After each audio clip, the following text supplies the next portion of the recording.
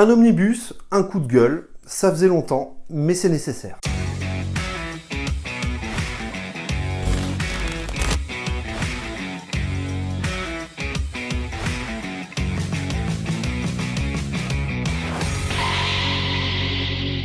Salut tout le monde, j'espère que vous allez bien, bienvenue dans cette nouvelle vidéo dans laquelle aujourd'hui je vais vous parler du Daredevil de Frank Miller, tome 2, sorti en omnibus au mois d'avril 2024. Une vidéo qui sera décomposée en deux parties, une première partie coup de gueule et une deuxième partie dans laquelle je vous parlerai du contenu de cet omnibus. Et oui, je parle bien d'un coup de gueule tout simplement parce que cet omnibus est la suite des constats que j'avais déjà fait dans ma vidéo sur le Marvel Knight de Joe Quesada et ça me pose problème. Pourquoi ça me pose problème? Tout simplement parce que cet omnibus est vendu à 608 pages pour le prix de 70 €.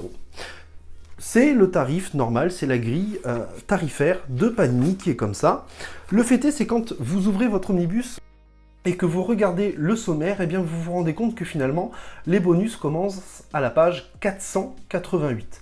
C'est-à-dire que dans ce récit, dans ce bouquin, on a donc 120 pages de bonus et donc 8 pages qui vous font passer au-dessus, à la grille au-dessus, et donc aux 70 €. Chez Panini, un omnibus de moins de 600 pages ou de 600 pages, c'est 60 €. Au-dessus de 600 pages, c'est 70 €. Vous avez donc 8 pages de bonus là-dedans qui vous font passer au tarif de 70 € et je trouve que la pratique est absolument honteuse. Alors on va me dire, Ingé, t'avais qu'à regarder le contenu de cet omnibus sur le site de l'éditeur. Et c'est totalement ce que j'ai fait en réalité. Mais quand tu regardes le descriptif de l'omnibus sur le site de Panini, eh bien, à aucun moment, tu vois que tu as 120 pages de bonus. Ça, c'est la première chose.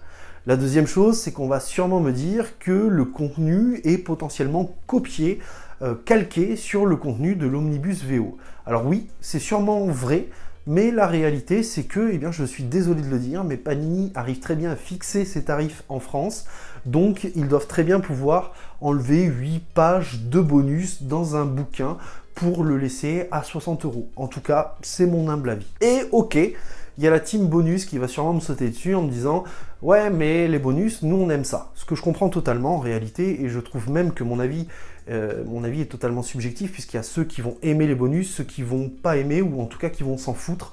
Moi je fais partie de la deuxième team, c'est clair.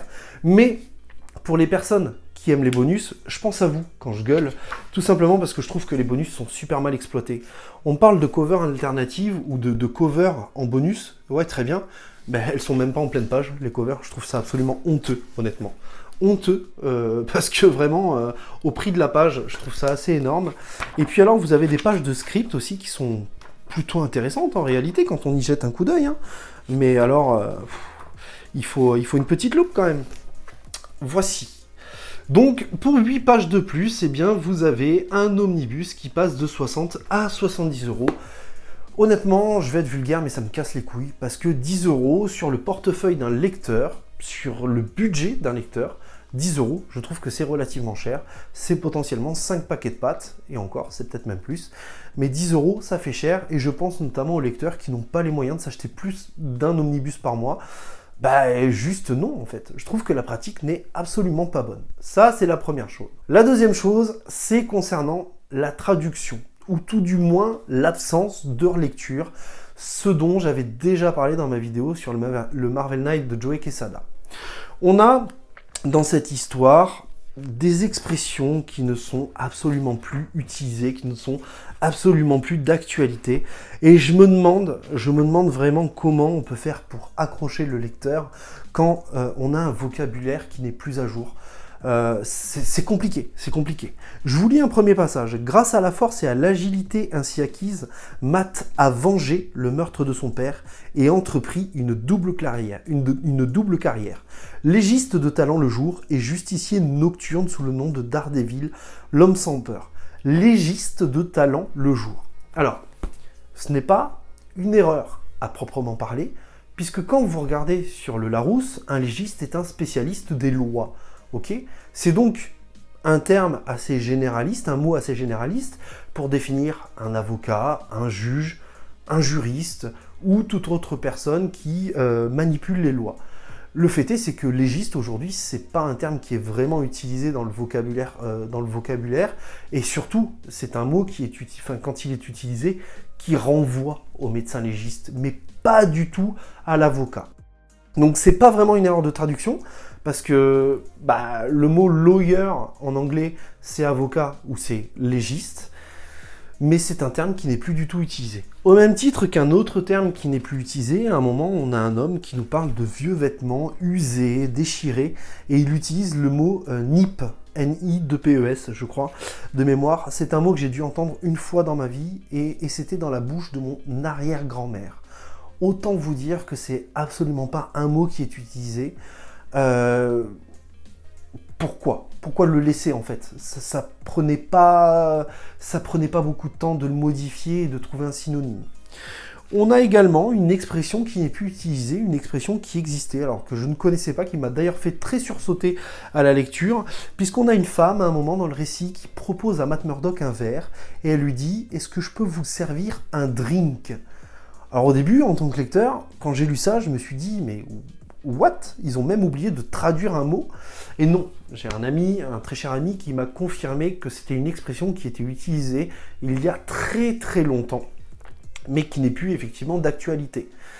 Et j'avoue que ça fait un peu sursauter quand même. Et enfin, je crois que c'est le pompon sur la Garonne, c'est la fameuse case quand la police de New York entre dans le métro et qu'on nous parle de gendarmerie. Alors je ne sais pas si vous connaissez la gendarmerie nationale de Hell's Kitchen, très grand service des forces de l'ordre en Amérique, mais j'avoue que ça m'a un petit peu surpris. Ça m'a un petit peu surpris parce que on parle quand même d'un bouquin qui est vendu 70 € d'une part parce qu'on a 8 pages de bonus en trop, ça c'est la première chose, mais on parle surtout d'histoires qui ont été éditées, rééditées dans de nombreux formats et qui, tout comme toutes les histoires qui étaient présentes dans le Marvel Knight de Joe Quesada, n'ont jamais eu de relecture, n'ont jamais eu de correction, de lissage au niveau du vocabulaire pour être à jour, pour être au niveau de l'époque en fait. Et je trouve ça dommage. Je trouve que pour 70 €, j'estime avoir mieux comme produit fini. Pour finir ce coup de gueule, sachez que dans cet omnibus, il y a 2 histoires qui, selon moi, sont vraiment immanquables si vous vous intéressez quelque peu à l'univers de Daredevil, qui ne sont autres que le Daredevil Renaissance et le Daredevil L'Homme sans peur, qui revient lui sur les origines de Daredevil. Ces 2 histoires, vous pouvez les trouver tout simplement dans le format Must Have à 15,99 € pièce, donc à 32 € les 2 histoires en 9. Alors certes, à un format plus petit, bien évidemment, vous aurez des pages qui seront moins grandes, vous pourrez moins profiter des planches, c'est certain, mais pour autant, vous ferez une économie de plus de 28 €, ce qui est, n'empêche, très intéressant. Et avec un petit coup de chance, ces must-have là, vous pourrez sûrement les trouver d'occasion, qui vous réduira encore la note, et donc ça vous évitera d'acheter un omnibus dans lequel vous avez des fautes que vous retrouverez de toute façon dans le must-have, puisque ça n'a pas été corrigé, donc pas de problème à ce niveau-là. Fin du coup de gueule, il est temps de passer au contenu de cet omnibus de pas 608 pages finalement, puisqu'on en a 488 scénarisés, avec 3 premiers épisodes, 2 premiers épisodes du Peter Parker The Spectacular Spider-Man, le 27 et le 28, qui sont des épisodes plutôt sympathiques que j'ai aimé suivre, mais qui sont loin d'être inoubliables, dans lesquels, tout simplement, Daredevil va aider Spider-Man, qui est devenu momentanément aveugle suite à sa rencontre avec un antagoniste, ni plus ni moins. L'épisode d'après, c'est Badland, Daredevil 219, un épisode qui emmène Daredevil dans une ville autre que New York et autre que Hell's Kitchen, loin du quartier de Hell's Kitchen, dans laquelle Daredevil va tout simplement devoir combattre la corruption, va devoir faire tomber des criminels qui dirigent la ville en Tsum Tsum, et c'est un épisode honnêtement que j'ai plutôt apprécié. S'ensuit le Daredevil 226, guerrier, qui met en avant notre cher ami Melvin Potter, le gladiateur, qui revient, que vous connaissez si vous avez lu au moins le premier omnibus de Daredevil. Très honnêtement, moi c'est un antagoniste, mi-antagoniste, mi-protagoniste que j'aime suivre très honnêtement, que j'aime bien revoir de temps en temps, et surtout j'aime bien sa mentalité à ce personnage, puisque il sait que Matt Murdock l'a aidé, et il fait tout pour éviter de retomber dans le crime et dans la déchéance, et il a une vraie reconnaissance pour Matt Murdock et pour Daredevil, donc j'aime beaucoup ce personnage, je trouve que c'est très intéressant. Les 4 épisodes suivants sont le Daredevil Renaissance, que vous pouvez retrouver justement en must-have au prix de 16 €, Born Again, voilà, qui vont vous raconter l'histoire de Karen Page, l'ex-secrétaire de notre Matt Murdock préféré et de son ami et collaborateur Foggy Nelson.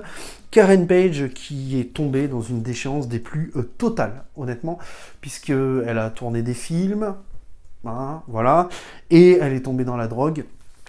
Et pour un shoot, pour un fixe, que va faire notre Karen Page nationale? Eh bien, elle va tout simplement vendre l'identité de Daredevil, l'identité secrète de Matt Murdock. Et cette identité va tomber ni plus ni moins dans les mains du Caïd. Caïd, qui est un personnage que j'adore parce que c'est un anti-héros, c'est un antagoniste, pardon, qui n'a pas de super pouvoir et qui représente à merveille le mal, qui incarne à merveille le mal, au même titre que pour moi, Daredevil est un personnage qui incarne à merveille la justice. Le Caïd qui va donc priver Matt Murdock de tout, en fait, de son travail, de sa maison. Matt Murdock qui va se retrouver sous un pont, qui ne va plus avoir de compte en banque, et qui va vraiment être au ras des pâquerettes, pardon. Et j'ai adoré suivre cet épisode, qui d'ailleurs nous offre plusieurs points de vue, que ce soit celui de Matt Murdock, celui du Caïd, celui de Foggy Nelson, ou encore celui du journaliste Ben, qui travaille au Bugle. Donc moi j'ai vraiment beaucoup apprécié cet épisode. C'est un épisode qu'il faut absolument lire si Daredevil vous intéresse. Je vous passe très vite sur la suite des histoires. On a une histoire qui s'appelle Sauvé et on a deux histoires là qui sont plutôt intéressantes qui sont God and Country et Armageddon, l'épisode 232 et 233, qui vont nous raconter l'histoire d'un soldat américain qui va être manipulé psychologiquement par le Caïd qui va l'embaucher, et bien tout simplement pour tuer Daredevil, et qui va mettre ni plus ni moins à feu et à sang Hell's Kitchen, à tel point qu'il va faire trembler tout le quartier et même tout New York. J'aime beaucoup cet épisode, d'une part parce qu'on a une sublime planche, comme ceci, voilà, elle est quand même badass cette planche, ça c'est la première chose. Et la deuxième chose, c'est que j'aime beaucoup parce que on nous montre à quel point le Caïd est capable d'aller où il est capable d'aller pour tuer Daredevil, jusqu'à manipuler le gouvernement, jusqu'à embaucher des fous furieux pour apaiser sa colère contre Daredevil. Donc c'est plutôt intéressant. Et puis, encore un épisode particulier, Love and War, qui, lui, est scénarisé par Frank Miller, mais dessiné cette fois par Bill Sienkiewicz. Un épisode un peu particulier qui va nous mettre dans le point de vue du Caïd et nous montrer à quel point le Caïd est un être malfaisant. Oui, c'est vrai, mais à quel point il est amoureux de sa femme Vanessa et jusqu'où il est prêt à aller pour Vanessa par amour. Un épisode que je trouve plutôt intéressant, qui dépeint un Caïd qu'on connaissait plus ou moins déjà, qu'on avait déjà plus ou moins cerné, mais malgré tout un épisode que je trouvais intéressant parce que ça nous montre une autre partie de la personnalité du Caïd. Et très vite, on va arriver du coup sur l'épisode, l'histoire qui nous intéresse le plus, en 5 chapitres, The Man Without Fear, l'homme sans peur, qui nous raconte ni plus ni moins que les origines de Daredevil, comment il a eu son accident, comment il a obtenu ses pouvoirs, qui l'a entraîné, et comment il a été amené à devenir Daredevil. C'est dans cet épisode d'ailleurs que c'est dans cette mini-série d'ailleurs que vous découvrirez le costume noir, notamment de Matt Murdock, de Daredevil. Et dans cet épisode, vous aurez de sublimes planches de voltige, vous aurez des planches que moi j'adore, que j'avais adoré à l'époque quand j'avais découvert ce récit. Je trouve que ce récit est d'une légèreté, d'une poésie absolument incroyable. C'est un récit qu'il faut avoir lu si on s'intéresse aux origines de Daredevil, si on s'intéresse un tant soit peu à Daredevil, je ne peux que vous le conseiller. Alors, comme je vous l'ai dit en début de vidéo, juste après mon coup de gueule, vous avez la possibilité d'avoir ces épisodes-là dans cet omnibus. Vous avez la possibilité d'avoir les deux histoires Born Again et The Man Without Fear en 2 must-have pour le prix de 32 €, en neuf, si ce n'est moins en occasion. Et si, par exemple, seule l'histoire, les origines de Daredevil vous intéressent, vous sachez qu'il y a une édition 10 ans ou 20 ans, je crois, qui est sortie il y a quelques années, en grand format, qui doit représenter à peu près ce format-là, en termes de taille, qui ne contient que cette histoire-là, que moi j'avais trouvé sur Le Bon Coin il y a 3 ans de ça, et qui d'ailleurs est toujours disponible sur le marché de l'occasion, qui sera largement suffisant si vous vous intéressez à cette histoire et si vous n'avez pas le budget pour plus finalement. Voilà, cette vidéo est terminée, je vous prie de m'excuser pour ce coup de gueule, mais je trouve qu'il est nécessaire de gueuler quand ça ne va pas. Je pense que passer à la VO n'est pas forcément une solution, parce que la VO coûte relativement cher. Récemment, je me suis pris 6 issues, dont je vous reparlerai un petit peu plus tard, qui m'ont coûté finalement les yeux de la tête, entre le prix des issues, la livraison, la douane, laisse tomber, ça coûte relativement cher. Je suis pas sûr que de boycotter Panini quand on veut lire leurs histoires est une solution. Maintenant, je pense sincèrement qu'à l'heure où les réseaux sociaux arrivent à faire remonter des choses, agissent un petit peu comme un service qualité, d'une certaine manière. Je pense qu'à un moment, il faudra juste que Panini arrête de fermer les yeux et fasse des efforts et se mette à la relecture. Pour moi, c'est pas normal qu'il n'y ait pas de relecture et qu'il n'y ait pas de correction à un moment sur les bouquins qu'ils rééditent, peu importe qu'ils le rééditent une fois, qu'ils le rééditent 8 fois. Et le fait est, c'est que l'excuse du « oui, mais ils ont une équipe de 5 ou de 8 personnes », c'est pas mon problème en tant que consommateur. J'ai envie de dire, à partir du moment où je mets le tarif pour lire un livre et pour lire une histoire, bah je suis désolé, mais qu'il soit 5, 10, 15, 30 ou 50, ça ne me regarde pas, tout simplement. Voilà, n'hésitez pas à me dire en commentaire si vous êtes d'accord ou non avec moi. J'ai très hâte de vous lire. N'hésitez pas à me dire si oui ou non vous allez acheter cet omnibus, si oui ou non Daredevil vous intéresse. Il y aura d'autres vidéos autour de Daredevil sur cette chaîne. Sachez que j'en ai déjà fait plusieurs et qu'il y en a d'autres à venir. Je vous dis à très vite, prenez soin de vous et n'oubliez pas, de grands comics impliquent de grandes lectures. Ciao tout le monde.